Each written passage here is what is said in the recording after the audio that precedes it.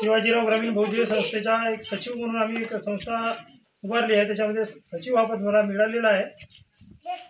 आम्ही याच्या अगोदर पण सुद्धा इथं आंबागड किल्ल्याला 12 जानेवारीला याच्या मागच्या वर्षी आलो होतो। त्यावेळेला बाकीच्या आणखी एक संस्था होत्या, त्याच्या निमित्तानं सर्व संस्था इकड तिकडचे सर्व भरपूर गावचे लोक आले होते। तिरोड्यापासून आपल्या इकडे लोक आले होते। त्यावेळेला सर्वांनी एक मार्गदर्शन केलं होतं की प्रत्येक वेळेला आपण येत राहू आणि असंच त्याच्या गडकिल्ले संवर्धन म्हणून एक मोहीम ठेवायची। त्याच्या निमित्तानं आपल्याला कमीत कमी जे इथं काही प्रकारचे अदृश्य काही आहेत घटना घडलेल्या, त्याच्यात आपल्याला हे नाहीसा करायचे आहेत।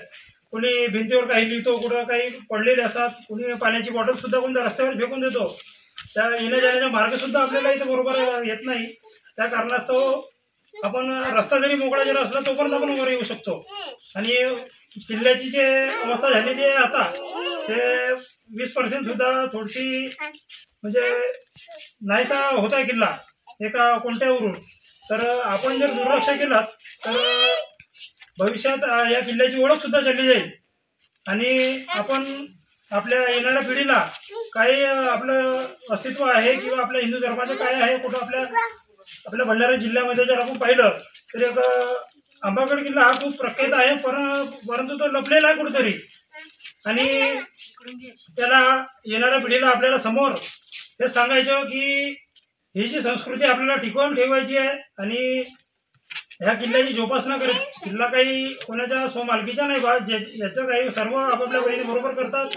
हा किल्ला जर अस्तित्व राहिला तर येणाऱ्या भविष्य पिढीला चांगला आपल्या जिल्ह्याचा समजा किंवा आपल्या महाराष्ट्राला आहे चांगला एक पर्यटन स्थळ असं घोषित होईल। आणि आपण जे पुरातन विभाग आहे त्यांना निवेदन दिलं होतं याच्या अगोदर पण, आणि अजून येणाऱ्या वेळेला प्रत्येक गावातून एक एक संस्था ह्या भरपूर आहेत। त्या निमित्तानं आपण सर्वांना निवेदन देऊ पुरातन विभागाला आणि याचा